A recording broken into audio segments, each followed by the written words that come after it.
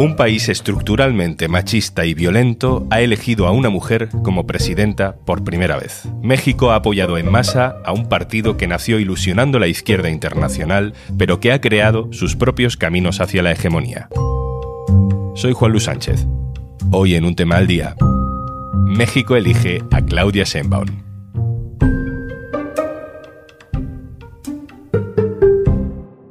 Una cosa antes de empezar. Ahora puedes disfrutar de todos los contenidos de eldiario.es y Podimo por solo 3,25 € al mes. Tienes todos los detalles de esta super oferta especial en eldiario.es/promo Podimo. Un nuevo nombre para nuestra agenda de políticos importantes. Claudia Sheinbaum. Por primera vez en 200 años de la República, me convertiré en la primera mujer presidenta de México. Claudia Sheinbaum será la nueva presidenta de México. Ha arrasado en las elecciones que se han celebrado este domingo. Estamos hablando de una victoria con el 60% de los votos, el doble de su inmediato competidor. Vamos a seguir haciendo de México cada día un país más justo, democrático, libre, soberano. Sheinbaum, primera mujer al frente del gobierno en México, le toma el testigo a Andrés Manuel López Obrador, al que todos conocen por las siglas de su nombre, AMLO. En México los mandatos presidenciales duran 6 años y los presidentes de la República solo pueden estar un mandato en el poder, así que AMLO tenía que salir y señaló como sucesora a Sheinbaum, y el partido de ambos, Morena, ha arrasado. ¿Y qué es Morena? Es el Movimiento por la Regeneración Nacional. Cuando llegó al poder en 2018 se interpretó como la victoria de un nuevo movimiento de izquierdas en el país más poblado del mundo que habla español. Quizá un nuevo Lula, pero las cosas nunca son tan sencillas. ¿Estos acuerdos políticos no van en contra de lo que usted decía? Voy a la reunión ahora con los legisladores, corazoncitos. ¿Pero esos acuerdos no manchan su imagen del nuevo gobierno? No, corazón, gracias. Ganarse la hegemonía en México tiene sus contradicciones. La pobreza se ha reducido, pero a la vez se ha aplicado una política migratoria que enorgullecería a Donald Trump. Hoy hacemos una aproximación al momento político en México para intentar entender qué podemos esperar de la nueva era de Claudia Sheinbaum. Lo hacemos con Paula Vilella, colaboradora del diario.es en México. Hola, Paula. Hola, ¿qué tal? Un gusto saludarte. Y con Ana Ayuso, que es investigadora senior del CIDOB para América Latina. Hola, Ana. Hola. Empiezo contigo, Paula. Claudia Sheinbaum viene de ser jefa de gobierno de la Ciudad de México, la alcaldesa de la capital, digamos. Ella se define a sí misma como humanista. ¿De dónde sale? Bueno, Claudia Sheinbaum viene de una familia de científicos judíos comunistas y esto después le marca mucho su biografía. Ella misma es científica, es doctora en Ingeniería Energética, investigadora de la Universidad Autónoma de México y es especialista en cambio climático. De hecho, ella perteneció al panel de expertos en cambio climático que ganó el Nobel de la Paz en 2017. Luego, cuando ella está en la universidad, también se convierte en líder estudiantil en las protestas, en este caso, contra la mercantilización de la universidad. Y ahí es donde empieza como su contacto más con la política. De ahí pasa al PRD, un partido de izquierda mexicana. Con el PRD tiene algunos cargos dentro del partido. Ahí es donde conoce a López Obrador. Y más tarde le acompaña para fundar un nuevo partido, Morena, Movimiento de Regeneración Nacional, que es con el que ha concurrido ahora como candidata a la presidencia. Ella es muy científica, muy académica, se basa mucho en los datos, escucha mucho a sus asesores, se toma su tiempo para tomar las decisiones y luego las ejecuta. Entonces, es una forma de actuar también que la diferencia mucho respecto a López Obrador. Es la primera presidenta, la primera mujer en ganar unas elecciones en México. ¿Esto puede ser diferencial de alguna manera, Paula? ¿Ella se ha definido como feminista? Mira, México es un país machista y México es un país impune. Matar a una mujer en México sale gratis y esto no va a cambiar de un día para otro, porque hay que trabajar en varios frentes. Por una parte el tema cultural, hay que trabajar el machismo y por otra parte el tema judicial, hay que trabajar la impunidad. En este sentido, Sheinbaum ha prometido en campaña llevar a cabo algunas iniciativas que ya puso en práctica en la Ciudad de México, ¿no? Como, por ejemplo, investigar todas las muertes de mujeres como feminicidios, crear unidades especializadas de investigación en las fiscalías, integrar la perspectiva de género en el proceso de prevención, en la impartición de justicia. Pero bueno, al final es un tema que es por una parte cultural y por otra parte es judicial. Hay que reformar muchas cosas para que se note una diferencia en esto. Y obviamente que una mujer esté al frente del país genera esperanzas en las mujeres de México de que algo va a cambiar en este sentido. Por lo menos de que haya otra sensibilidad al respecto.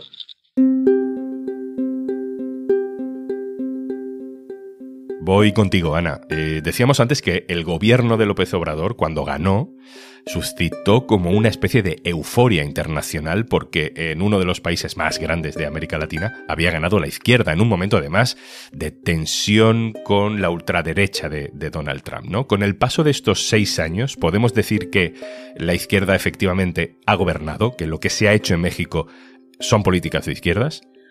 Bueno, digamos que hay claroscuros, ¿no? El programa de Morena era un programa que se basaba pues, en los postulados de la izquierda. Hay que entender que Morena es una escisión del PRD, que era el partido de la izquierda frente al PAN, que era la derecha, y que fue creado por Manuel López Obrador, que a su vez había sido parte del PRI, fundador del PRD. Por tanto, estamos hablando de una cultura política partidaria muy similar. Lo que prometía AMLO era una reforma, una refundación prácticamente del país, equiparable a la independencia o la revolución, y que es un movimiento básicamente que confronta al pueblo, incluidos los pueblos indígenas, frente a la casta, ¿no? A las élites privilegiadas que han mantenido, digamos, el control del país. En ese sentido es un partido puramente populista, pero que sí tiene, digamos, en su programa ese reto de la justicia social que nunca se ha llegado a implantar en México. Por tanto, sí, programáticamente es un partido de izquierdas, en el sentido que busca, a la hora de la verdad, lo que hemos visto es bastante continuismo y más bien un proceso de apropiación de las instituciones por parte del partido de Morena, o sea, un estilo de gobierno muy parecido a lo que fue en su momento el PRI. Lo que pasa es que la idea de la izquierda que ahora mismo está más vigente en Europa, pues no es exactamente a lo mejor la de una izquierda más clásica en América Latina. Por ejemplo, con el feminismo, con los derechos de los migrantes, tanto los que cruzan desde Centroamérica como los mexicanos que intentan ir a Estados Unidos. ¿Qué ha hecho con esos asuntos el partido que ha vuelto ahora a ganar las elecciones?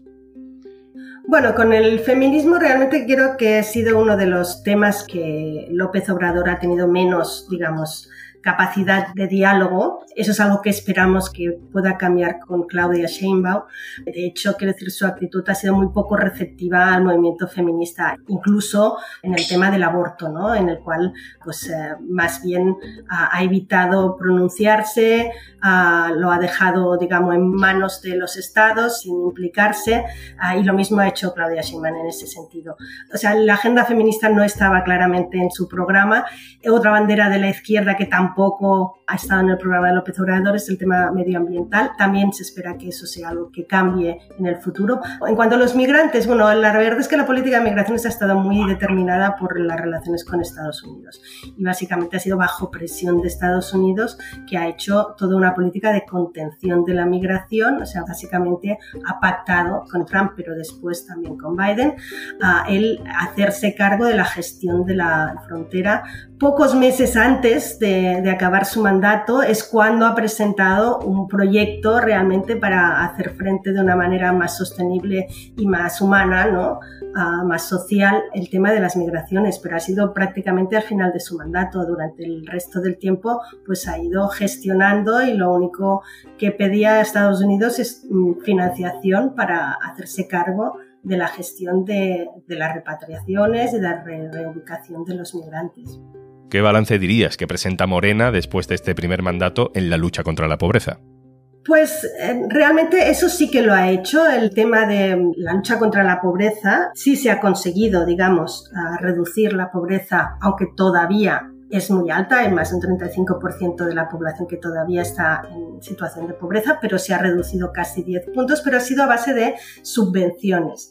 Es decir, repartir dinero a los sectores, digamos, a las familias más necesitadas, ¿no? Eso es algo que se ha hecho en muchos países de América Latina, es un remedio a corto plazo, eso le ha creado una popularidad muy grande, pero que realmente lo necesario sería generar, ¿no?, un tipo de economía que pudiera absorber, digamos, a esa mano de obra, aunque en realidad el paro en México es muy bajo, ¿no? Está en un 2%, pero eso oculta mucho trabajo informal, que es lo que realmente no se ha avanzado mucho en eso, o subocupación, es decir, gente que trabaja pero que no gana suficiente como para vivir. En eso se ha hecho muy poco. Una cosa que sí se ha hecho y también hay que reconocer es el incremento del salario mínimo profesional.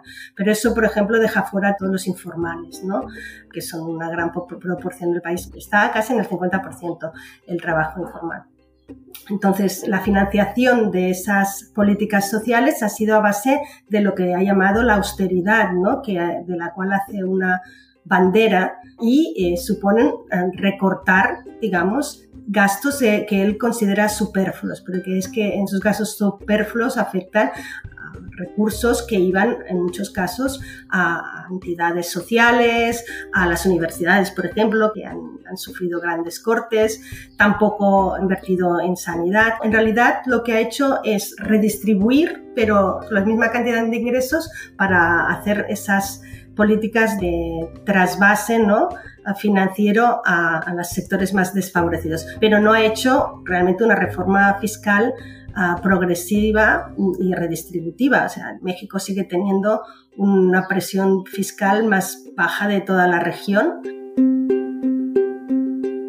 Paula, vuelvo contigo a México. López Obrador ha terminado sus 6 años de mandato sin poder resolver uno de los peores problemas del país, la violencia, ¿no? Hay más de 30.000 asesinatos al año.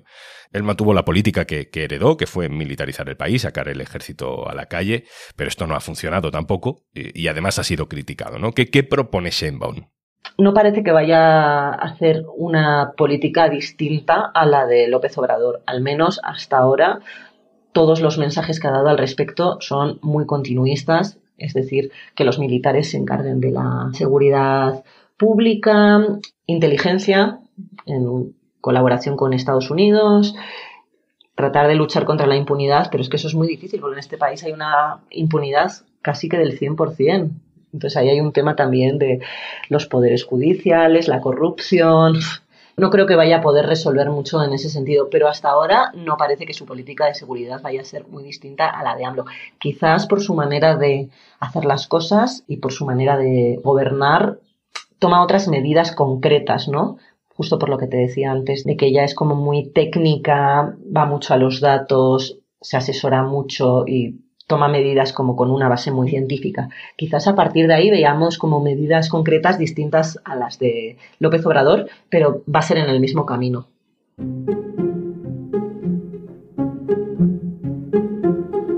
Ana, termino contigo. Si tuviéramos que quedarnos con una razón, una clave que explique el éxito de Morena con el 60% de los votos, ¿cuál sería?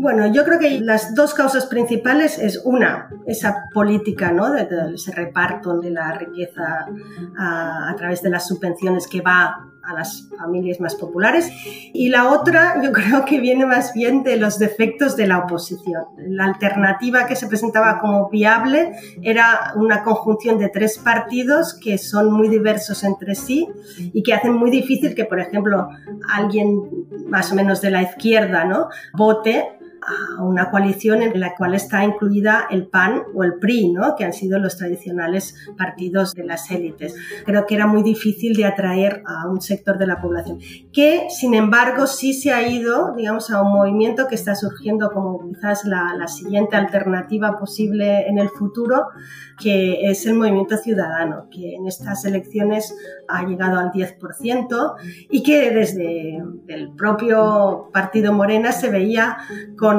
cierta simpatía, porque claro, era restar votos a la oposición y de hecho es lo que así ha sido, ¿no? Ana Ayuso, investigadora del CIDOB especializada en América Latina, muchas gracias. Hasta luego, ha sido un placer. Paula Vilella, colaboradora del diario.es desde México, gracias. Pues muchas gracias a vosotros. Y antes de marcharnos, hemos pensado en ese momento en el que te evades de tu propia vida y desconectas de todo escuchando historias fascinantes. Cierra los ojos y disfruta de los mejores documentales sonoros en Podimo. Y recuerda, si entras en eldiario.es/promo Podimo, tienes una super oferta. Por 3,25 € al mes, te haces socio de eldiario.es y podrás escuchar todos los podcasts de Podimo sin publicidad. Esto es Un Tema al Día, el podcast del diario.es. Si te gusta lo que hacemos, necesitamos tu apoyo. Hazte socio, hazte socia del diario.es en eldiario.es/socio. El podcast lo producen Carmen Ibáñez, Marcos García Santonja e Izaskun Pérez. El montaje es de Pedro Nogales. Yo soy Juan Luis Sánchez. Mañana, otro tema.